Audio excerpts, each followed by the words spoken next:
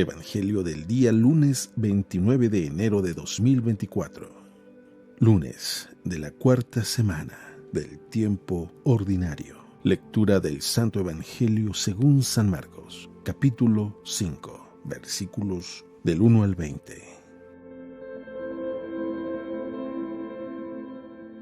En aquel tiempo, después de atravesar el lago de Genesaret, Jesús y sus discípulos llegaron a la otra orilla, a la región de los Gerasenos.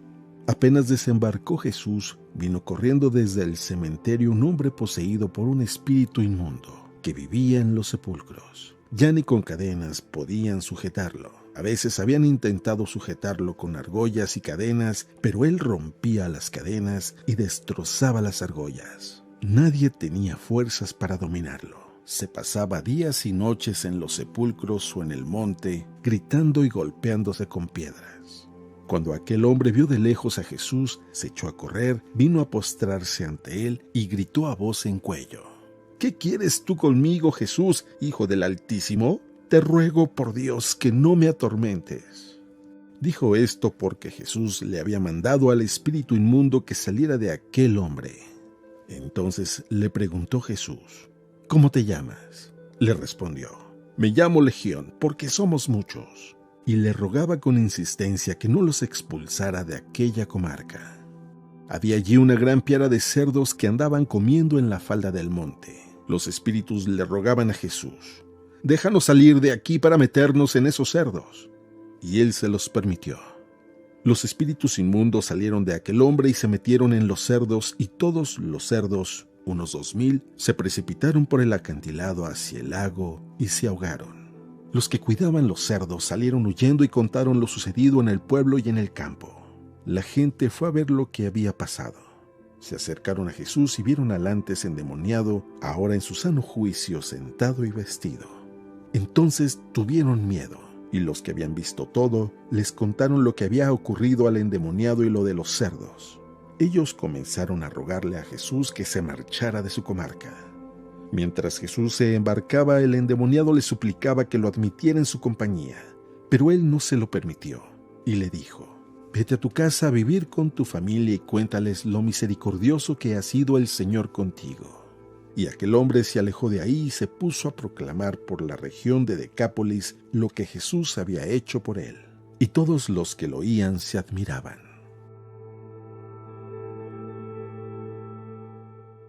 Palabra del Señor. Muy buenos días. ¿No te ha pasado que a veces piensas que ya Dios terminó, cuando en realidad te das cuenta que es solo el inicio del plan que Dios tenía para tu vida? Y es que efectivamente, mientras sigamos respirando, mientras sigamos vivos aquí, Dios sigue teniendo un plan para nosotros. Dios aún no termina con nosotros. Sigue creando nuevas metas, nuevos horizontes, nuevos proyectos, y espera que tú y que yo podamos ser capaces de salir y conquistar. Hoy el Evangelio es una historia que cuando yo era adolescente me llamaba mucho la atención, y creo que era una historia que, siendo adolescente, era muy fácil poder entenderla o poder aplicarla por la riqueza que tiene en tanto simbolismo. No se necesita ser un gran erudito en la Sagrada Escritura para poder realmente aplicar esto en nuestra vida. Pero ahora que ya estoy grande y que la vuelvo a leer, me doy cuenta que Dios aún no termina. Hay mucho más en nuestras vidas. Escuchemos con atención este Evangelio. Dice así: En aquel tiempo, después de atravesar el lago de Genesaret, Jesús y sus discípulos llegaron a la otra orilla, a la región de los Gerasenos. Apenas desembarcó Jesús, vino corriendo desde el cementerio un hombre poseído por un espíritu inmundo, que vivía entre los sepulcros. Ya ni con cadenas podían sujetarlo, y a veces habían intentado sujetarlo con argollas y cadenas, pero él rompía las cadenas y destrozaba las argollas. Nadie tenía fuerzas para dominarlo. Se pasaba días y noches en los sepulcros o en el monte, gritando y golpeándose con piedras. Cuando aquel hombre vio de lejos a Jesús, se echó a correr, vino a postrarse ante él y gritó a voz en cuello: ¿Qué quieres tú conmigo, Jesús, Hijo de Dios Altísimo? Te ruego por Dios que no me atormentes. Dijo esto porque Jesús le había mandado al espíritu inmundo que saliera de aquel hombre. Entonces le preguntó Jesús: ¿Cómo te llamas?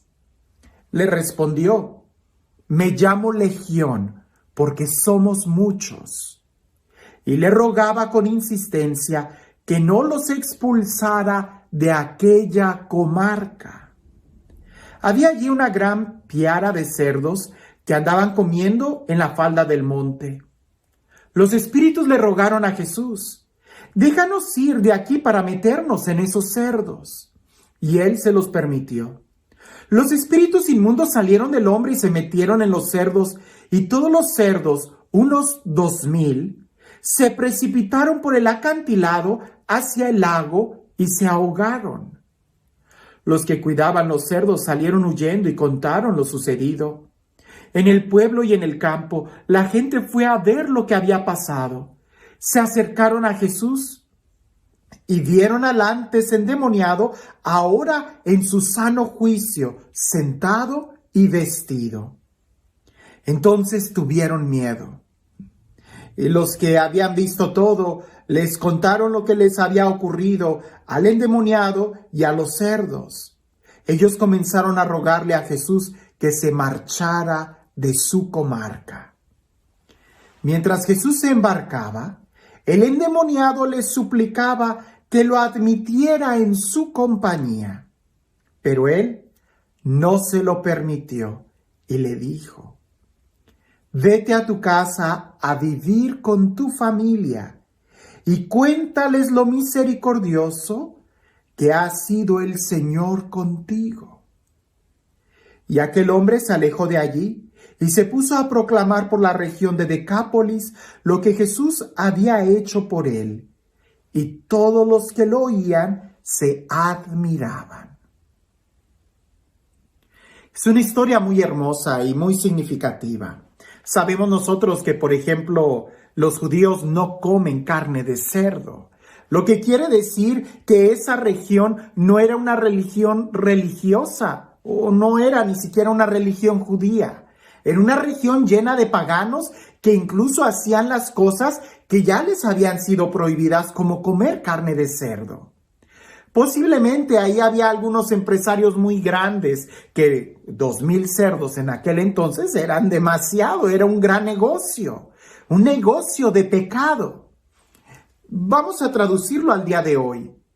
¿Qué negocios de pecado existen y que son muy cuantiosos en dinero? Sí, sí los hay. Y era ahí donde este endemoniado cerca estaba. Una zona de pecado, alejado de Dios y en un cementerio. Ahora, ¿un cementerio qué significa? Lugar de muerte, lugar de dolor. ¿Qué sucedía con este endemoniado? Trataban de atarlo con cadenas y grillos, pero nada podía controlarlo. Él andaba solo, agarrando piedras e hiriéndose él mismo.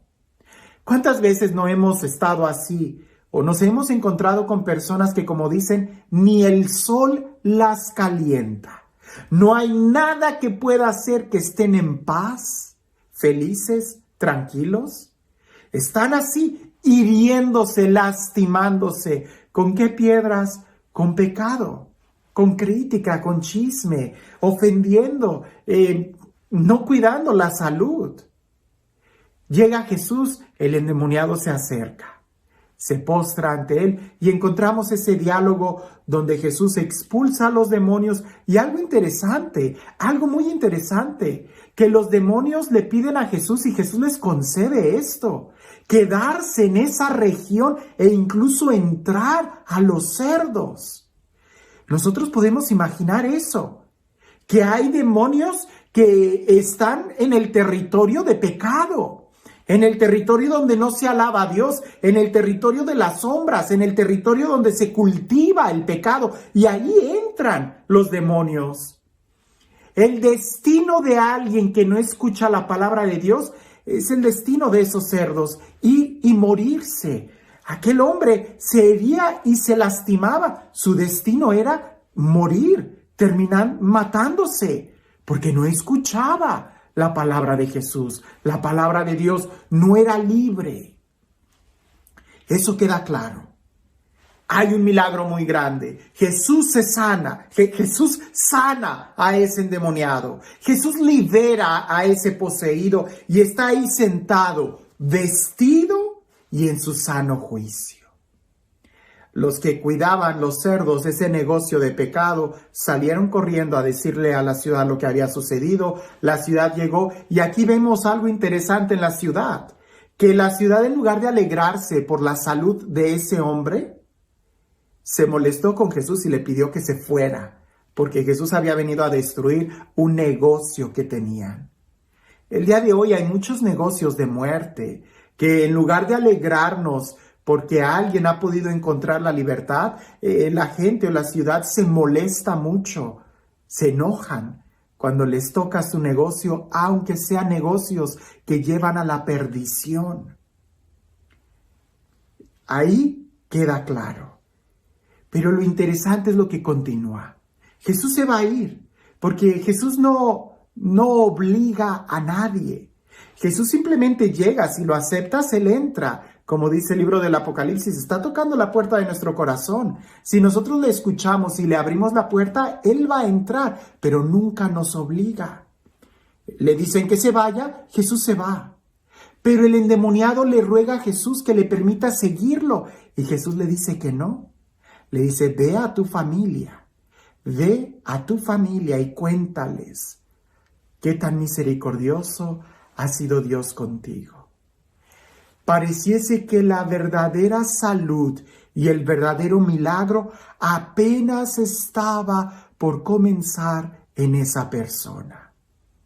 No es tanto que la persona se haya liberado de sus demonios. No es tanto que la persona haya sido sanada de sus heridas. No es tanto que la persona haya recobrado una dignidad y esté vestida en su sano juicio, sino que todavía lo mejor estaba por suceder.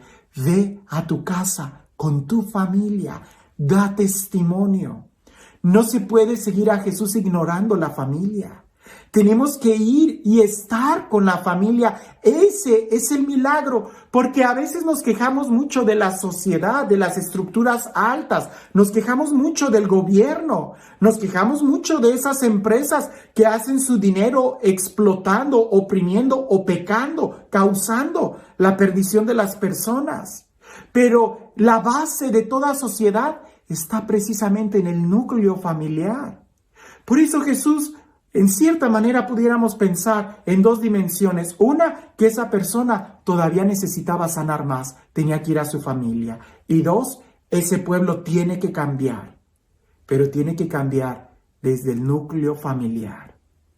Tratar de iniciar una revolución para derrocar a los empresarios que tenían esos criaderos de cerdos, iba a ser muy doloroso, difícil, iba a ser obligar a esos empresarios.